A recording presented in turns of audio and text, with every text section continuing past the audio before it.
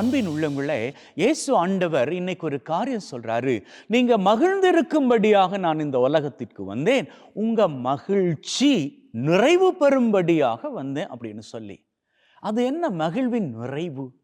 மகிழ்வு என்றாலே பத்தாதா? நிறைவு. இதை புரிஞ்சுக்க ஒரு காரியம் சொல்றேன், கேட்டுக்கோங்க.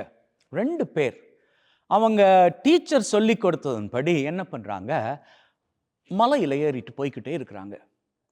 அவங்க டீச்சர் சொன்ன காரியம் என்ன தெரியுமா? நீங்க மலையில உச்சிக்கு போவீங்க அப்படின்னு சொன்னா சூரிய உதயத்தை சூப்பரா பார்க்கலாம் அப்படின்னு. இந்த 2 பேருமே டீச்சர் சொன்ன வார்த்தையை கேட்டு மலையில ஏறிக்கிட்டு தான் போறாங்க. போற வேளையில ஒரு கட்டத்துல இடைநடுவில் ஒரு இடத்துல சூப்பரா அந்த சூரிய உதய காட்சி தெரியுது. அப்ப இந்த 2 பேர்ல ஒருத்தர் சொல்றாரு, சா எவ்வளவு அழகா இருக்குது, இந்த இடத்துல நின்னுக்கிட்டு சூரிய உதயத்தை பார்த்துக்கலாமே, எதுக்கு நான் மேல போகணும் அப்படின்னு மற்றவர்கிட்ட சொல்றாரு. அதுக்கு மற்றவர் என்ன தெரியுமா சொல்றாரு, கிடையாது, இந்த இடத்துல சூப்பரா தான் இருக்குது, இந்த இடம் மகிழ்வின் இடமா தான் இருக்குது, ஆனாலும் என்னுடைய டீச்சர் என்ன சொன்னாங்க, உச்சிக்கு போனா இன்னும் பெட்டரா என்னால பார்க்க முடியும் அப்படின்னு சொல்லிட்டு அவர் இடையில நிற்காம உச்சிக்கு போறாரு. அந்த மலை உச்சியில நின்று பார்க்கிறாரு. இடநடுவுல தெரிஞ்ச சூரிய உதயத்திலும் பார்க்க மேல இருந்து பார்க்கிற பொழுது அவ்வளவுக்கு பிரம்மாண்டமாக இருந்துச்சு. அதான் மகிழ்வின் நிறைவாகும்.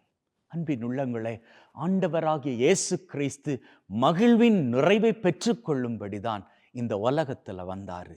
எத்தனை பேர் இன்னைக்கு வாழ்க்கையில மகிழ்வோடு இருக்கிறீங்க? உண்மையாக உங்களது உள்ளத்தை தொட்டு சொல்லுங்க பார்க்கலாம். கவலையை மறந்து மகிழ்வோடு இருக்கிறீங்க அப்படின்னு சொல்லி. இன்னைக்கு நம்ம சுத்தி நடக்கக்கூடிய எல்லா காரியங்களும் நம்ம எல்லா வேளையிலும் மகிழ்வோடு வைத்திருக்கிறதா அப்படின்னு கேட்டா நிச்சயமா கிடையாது. நம்ம குடும்ப பிரச்சனையாக இருக்கலாம், ஃபைனான்ஸ் பிரச்சனைகளாக இருக்கலாம், அல்லது பசங்க குறித்த யோசனைகளாக இருக்கலாம், அல்லது எதிர்காலம் குறித்த கவலையாக இருக்கலாம். இவையெல்லாம் நம்ம மகிழ்வோடு வாழும்படி வைத்திருக்கிறதா? அநேக தடவையில் கிடையாது. ஏன்னா குடும்பம்னா அப்படி இப்படின்னு சண்டை கிண்ட வரத்தான் போகும். இருந்தாலும் இயேசு ஆண்டவர் என்ன சொன்னாரு, நான் வந்த ரீசனை, என்னுடைய பர்பஸை நீங்க எல்லாரும் மகிழ்வோடு மாத்திரமல்ல மகிழ்வின் நிறைவை கண்டு கொள்ளணும் அப்படி என்பதற்காகத்தான். அப்போ மகிழ்வோடும் மகிழ்வின் நிறைவோடும் நீங்க வாழணுமா? உங்க குடும்பத்தில் இருக்கிற பிரச்சனைகளோடு, அன்றாட வாழ்க்கை பிரச்சனைகளோடு நீங்க அவரை கெட்டியாக பற்றி பிடித்துக் கொள்ளுங்கள். எப்படி அவரை கெட்டியாக பற்றி பிடிப்பது?